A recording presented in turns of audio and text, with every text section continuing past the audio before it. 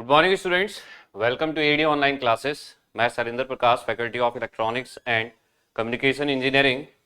तो स्टूडेंट्स, जैसे आप लोगों का बम्पर भर्ती एमपी सब इंजीनियर का आप लोगों के लिए निकल चुका है, तो इसी की तैयारी के लिए स्टूडेंट आप लोगों का एक क्रैश कोर्स जो एडी ऑनलाइन क्लासेस के द्वारा आप लोगों को प्रोवाइड करवाया जा रहा है।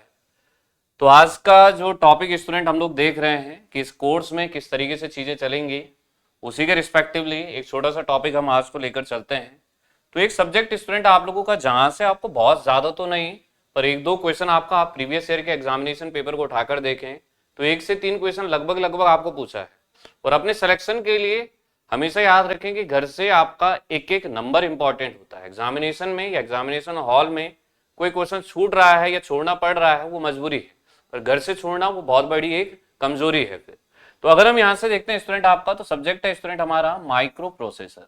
ठीक है, अगर हम बेसिक बात करते हैं माइक्रो प्रोसेसर की, ठीक है, तो माइक्रो प्रोसेसर में अगर हम जनरल बात भी करें स्टूडेंट अपने इलेक्ट्रिकल ब्रांच में, तो अपने लोगों को हमें बहुत ज्यादा क्वेश्चन नहीं पूछता स्टूडेंट, या बहुत ज्यादा चीजें आपको नहीं देखनी। बस एक माइक्रो प्रोसेसर को आप देख लीजिए तो लगभग ये लगा लीजिए कि 80% क्वेश्चन तो उसी से, बाकी 20% क्वेश्चन तो कहीं से भी आपको पूछ सकता है।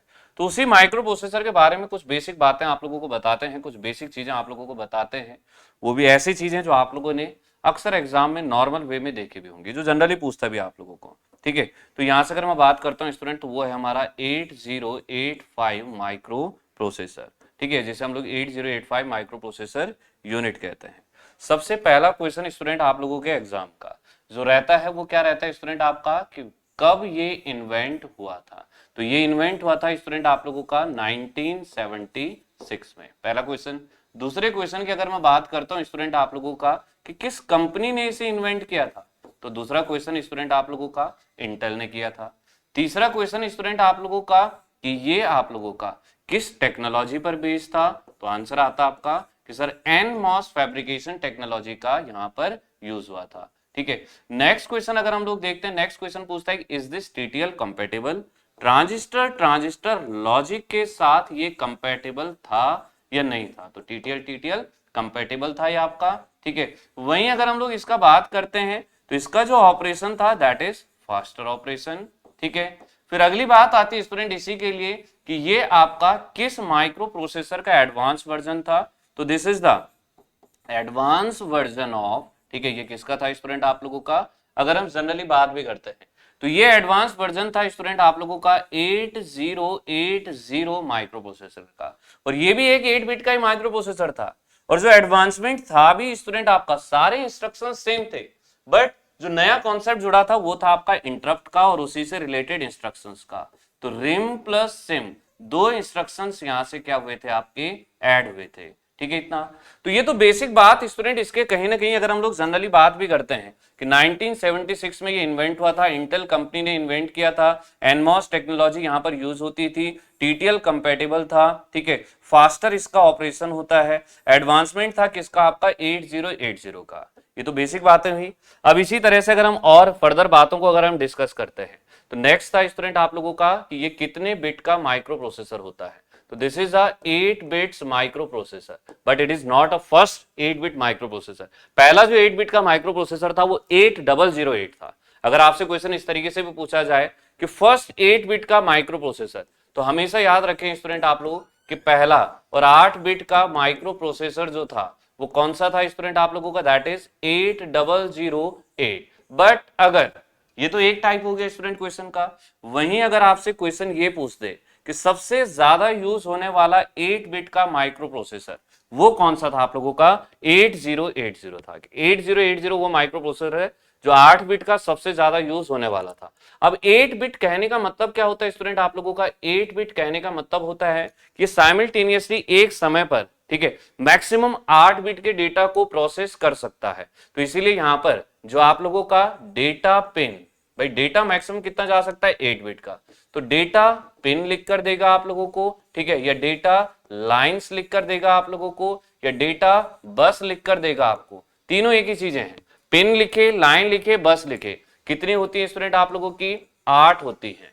ठीक है, वहीं अगर आप लोगों को यहीं से अगर हम लोग जनरली बात करते हैं कि एड्रेस पिन लिखे या एड्रेस लाइन लिखे या एड्रेस बस लिखे, तो कितनी एड्रेस बस होती है, मतलब किसी भी इंस्ट्रक्शन या डेटा के एड्रेस को जो रिप्रेजेंट किया जा सकता है वो कितने बिट से किया जा सकता है आप लोगों का 16 बिट से 16 बिट के फॉर्म में लिखा जाता है। ठीक है, इतना। अगली बात आती है कि एड्रेस अगर 16 है तो हमें अगला क्वेश्चन पूछता है आप लोगों का कि मैक्सिमम एड्रेसेबल मेमोरी जो होता है इस एड्रेस लोकेशन के रिस्पेक्टिवली कि मैक्सिमम एड्रेसेबल मेमोरी तो कितना निकल कर आता है आपका 2 की पावर 16।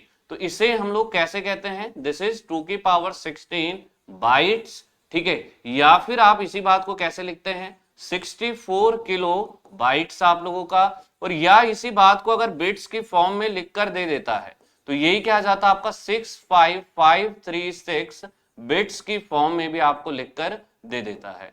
तो तीनों में से कोई भी वैल्यू आप लोगों को एग्जाम में लिखकर दे तो इस तरीके से ये बात भी आपको याद रखनी है।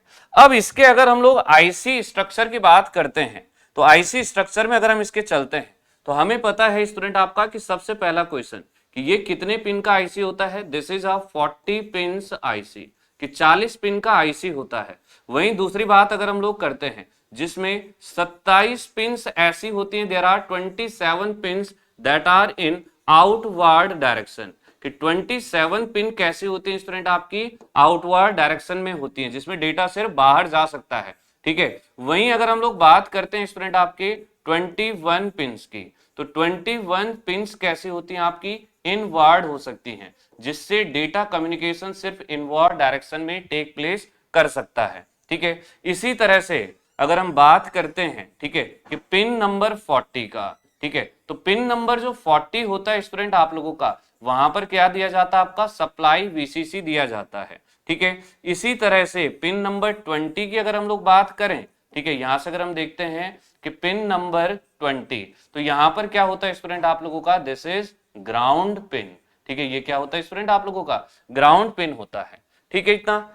अच्छा, अब यहां पर वीसीसी जैसे हम लोगों ने लिखा सप्लाई वोल्टेज लिखा तो क्वेश्चन पूछता है कि कितना ऑपरेटेबल वोल्टेज या कितना मैक्सिमम ऑपरेटेबल वोल्टेज होता है आपका 8085 के लिए। तो ऑपरेटेबल जो वोल्टेज होता है 8085 के लिए अगर क्वेश्चन वोल्टेज का पूछ रहा है तो दिस इज 5 वोल्ट। और अगर आप लोगों को क्वेश्चन फ्रीक्वेंसी का पूछ रहा है तो फ्रीक्वेंसी कितना होता है आप लोगों का दिस इज 3 मेगा हर्ट्ज। ठीक है, फिर ये कितना निकल के आ जाता है आपका 3 मेगा हर्ट्ज निकल कर आ जाता है।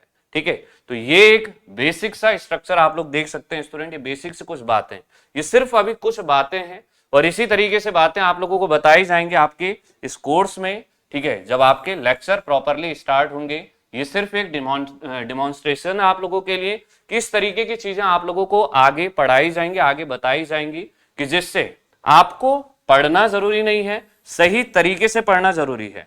तो सारी बातें आप लोगों को इस कोर्स में इस तरीके से हम लोग डिक्टेट भी करेंगे, इस तरीके से आप लोगों के साथ डिस्कस भी करेंगे। तो सभी स्टूडेंट्स इस वीडियो को भी ज्यादा से ज्यादा आप लोग लाइक करें, शेयर करें। ठीक है, और डाउनलोड करें अपने ईएडी ऑनलाइन क्लासेस ऐप को और ज्वाइन करें अपने इस कोर्स को ताकि आपकी तैयारी एक बेहतर नहीं बहुत बेहतर लेवल पर हो सके। तो आज के लिए थैंक यू स्टूडेंट्स।